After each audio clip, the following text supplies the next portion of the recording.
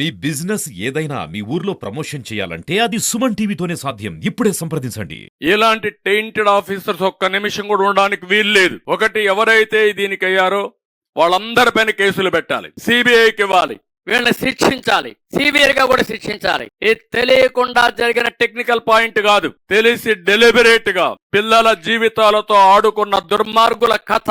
వాళ్ళు ఇమ్మీడియట్ గా పనిష్ చేయాల్సిన అవసరం ఉంది. జైల్లో పెట్టినా కూడా వాళ్ళ యొక్క బాధ తగ్గదు. ఆ కుటుంబాలు, ఎన్ని కుటుంబాలు నాశనం అయిపోయినాయి, వాళ్ళ తల్లిదండ్రులు ఎంత బాధపడతారు, ఎంత కష్టపడి కూలి పనులు చేసుకుని పిల్లలు ఒక డిఎస్పీ అయితే, ఒక ఎస్పీ అయితే, లేకుంటే ఒక మనం డిప్యూటీ కలెక్టర్ అయితే చూడాలని ఆ తల్లిదండ్రుల కోరిక. వాళ్ళందరిని నాశనం చేశారు. అలాంటి దుర్మార్గానికి మీరు చేసే పరిస్థితికి వచ్చారు. అందుకనే గవర్నర్ ఇమ్మీడియట్ గా ఇన్వాల్వ్ కావాలి, ప్రధాన కార్యదర్శి ఇన్వాల్వ్ కావాలి. అలాంటి దుర్మార్గులను అక్కడి నుంచి పదవుల నుంచి కూడా తప్పించాలి, ఎంక్వైరీ చేయాలి. అదే మరి వీళ్ళు ఎవరైతే చట్టానికి వ్యతిరేకంగా ఎంపికైన డిప్యూటీ కలెక్టర్స్ అందరినీ డిస్క్వాలిఫై చేయాలి. They are no more eligible. చట్ట వ్యతిరేకంగా డిఎస్పీ నియామకం అయితే ఇన్ని అయితే వాళ్ళు ఎవ్వరు కూడా డ్యూటీలో ఉండడానికి వీల్లేదు. ఉన్న పళంగా వాళ్ళందరినీ తీసేయాల్సిన బాధ్యత గవర్నర్ పైన ఉంది, ఎన్నికల కమిషన్ పైన ఉంది, వీళ్ళందరి పైన ఉంది.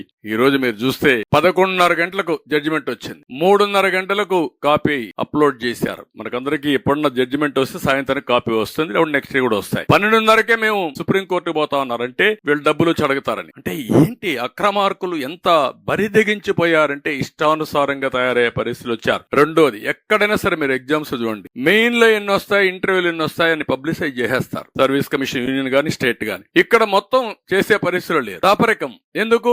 వీళ్ళు అవకతవకలు చేయడానికి. ఇంకో పక్క మొదటి మాన్యువల్ ఇది అయింది, ఇప్పుడు రెండోసారి చేశారు. అంటే మొత్తం ఫస్ట్ మాన్యువల్ లో అయిన వాళ్ళు మెరిట్ ఉంటారు, వాళ్ళు పోయారు. వీళ్ళ పాపానికి రెండోసారి చేసిన వీడు పోయారు, అందరూ పోయారు. మొత్తం చాలా దారుణంగా జరిగింది, చాలా బాధాకరం. ఎప్పుడు కూడా మీరు చూడండి, తెలుగుదేశం పోలికి కూడా లేదు. నిపుణులు సభ్యులు ఉండేవాళ్ళు, నిష్ఠార్థులు, అనుభవజ్ఞులు.